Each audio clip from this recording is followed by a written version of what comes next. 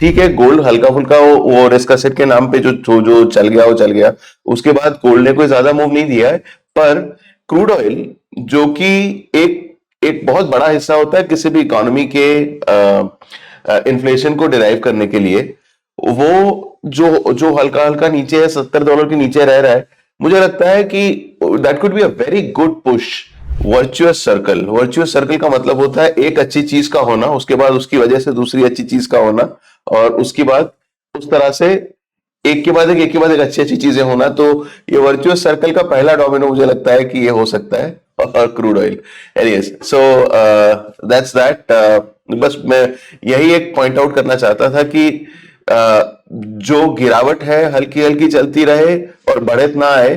That's also a good thing that can happen to crude oil and commodities. तो मेरा कहना अभी भी इतना ही रहेगा कि अगर इस न्यूज के हवाले से थोड़ी बहुत मूवमेंट आती है, तो उस मूवमेंट को वैसे बैक नहीं हुआ, अगर फ्यूचर्स में जो भी आप ऑयल की कंपनियां हैं, अपस्ट्रीम डाउनस्ट्रीम सारी कंपनियों में कहीं भी अगर आपको ओपन इंटरेस्ट 7 8 10% बढ़ता फ्यूचर्स में अगर नहीं दिखता है, तो उस मूवमेंट के पीछे इतना ज्यादा कमिटमेंट दिखाया नहीं। जनरली मेरा हमेशा से शुरुआत जो होती है हफ्ते की शुरुआत में generally this is the easiest way of doing things.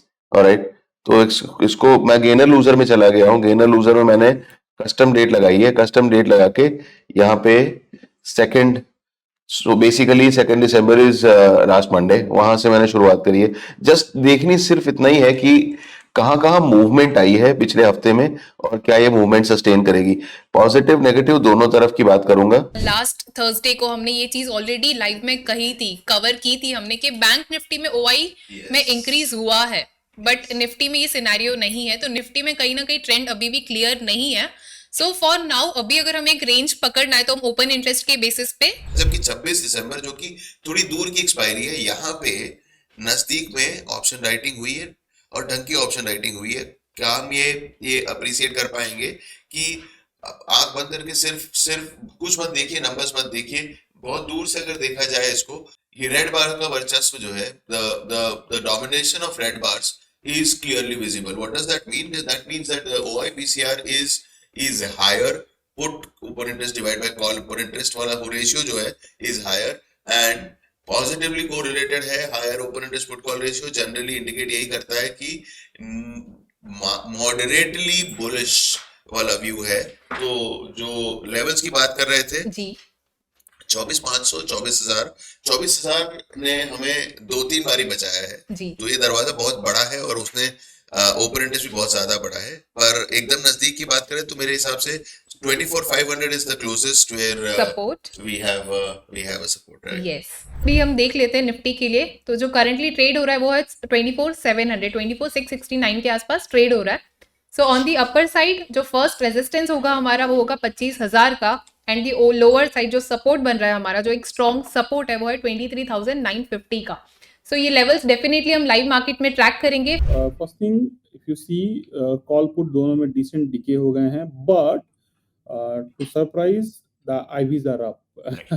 तो if you are an option seller, आपके लिए it's not a zero DT Nifty, right? तो आपके लिए अपॉर्चुनिटीज बहुत ही मतलब आज के लिए तो कम है, तो आपको कुछ डिफरेंट करना पड़ेगा। डीके तो नहीं है ना, because decay is already gone from the morning tick itself. Okay.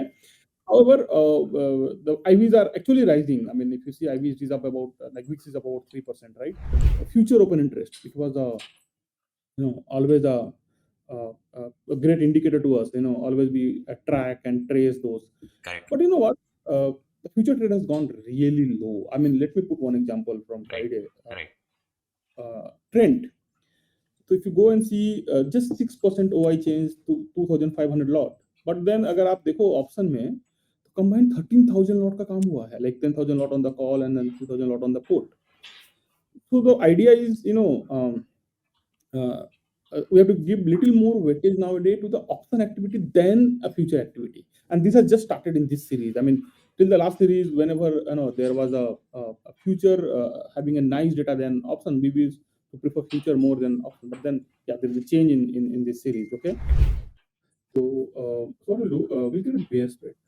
Bear put spread. Nifty के ऊपर एक बेयर पुट स्प्रेड बनाने वाले हम। little far, puts like OTM2. Correct. So you can create a strategy buying one and selling 2 OTM ahead of that. Okay. तो मतलब ratio जैसा भी बना सकते हो? रेशियो पर बना सकते हैं। आप बना रहे हो या हाँ, मैं बना लेता हूँ। मेरी स्क्रीन पे बना लेता हूँ। मेरी स्क्रीन मैंने शेयर करके रखी है for the viewers.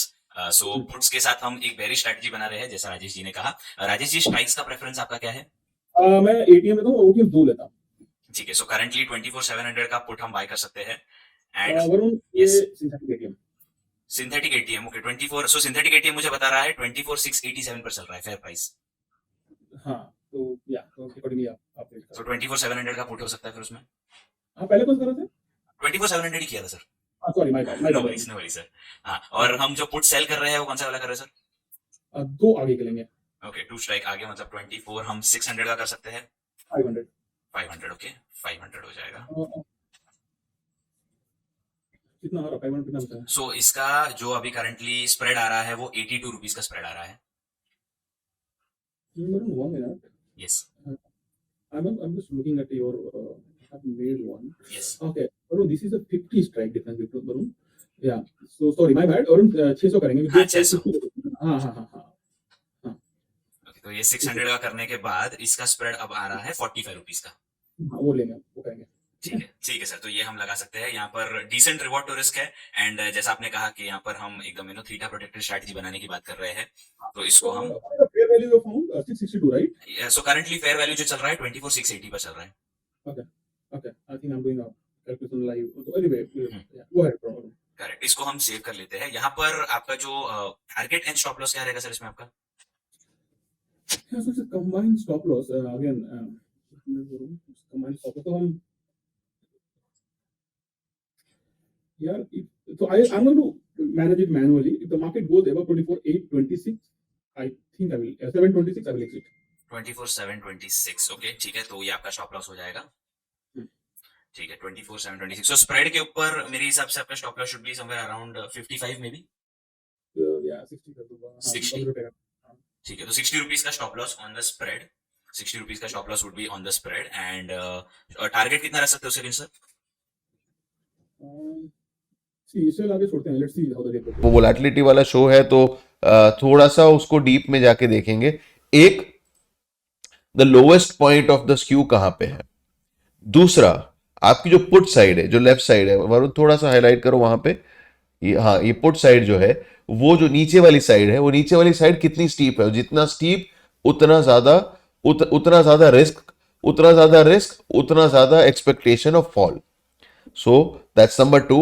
And number 3, आपके जो कॉल्स है वो कहां से बढ़ रहे हैं, माने जो second side of the skew है वो कहां से बढ़ रहे हैं। वो जहां से भी बढ़ रहे हैं वहां से फिर बाद में अचीव करना टारगेट को will be a little difficult. So basically call writing के लिए लेवल, ये 3 बेसिक यूज है किसी भी वोलेटिलिटी स्क्यू के, जब आपके पास हिस्टोरिकल डेटा इस चीज का हो। गिरी हुई निफ्टी नहीं है अकेली, नरमी जो है वो बैंक निफ्टी में भी है।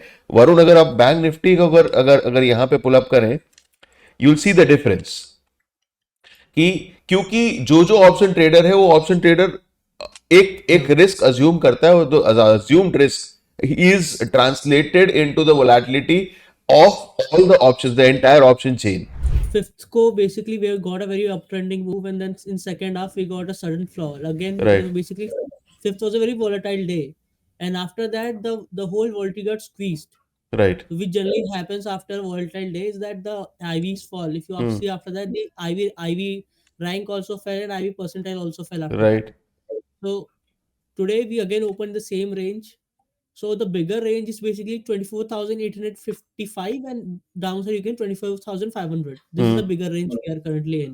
Okay. So any trending move which I'm expecting will come above or below this bigger range. Okay. Till then we might stay in this range.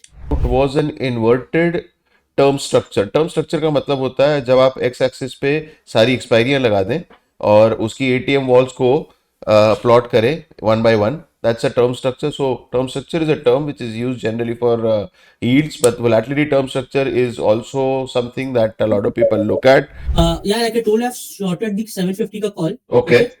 And I will just keep holding it till the time we cross above 24,650.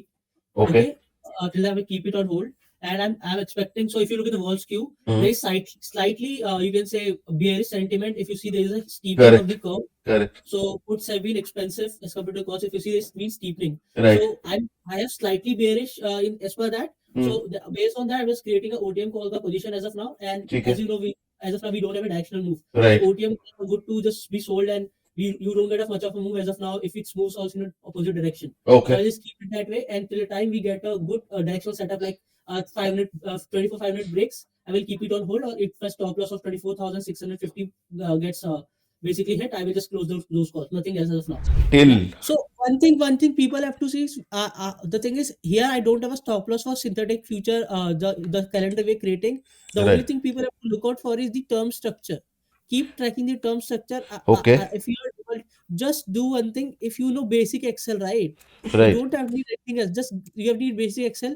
Open concept का option chain, ठीक है? And take जो भी strike your take 2-3 strikes.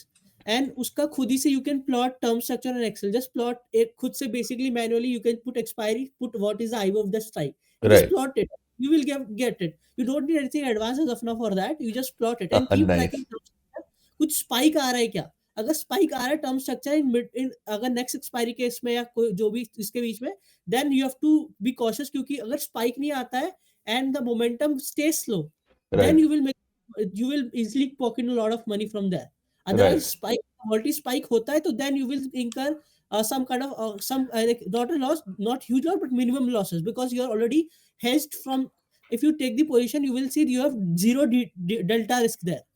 It's always necessary to do your own risk analysis before you go ahead and take a trade. Yeah, I know. Uh, SEBI. It is, Yeah. it is, and I know हमारे दर्शक भी जानते ही हैं ये कि more or less what we try to do here is basically अब ये जो है the skew and the volatility that we've talked about, it's just one technique or a test scenario in live market that we've showcased.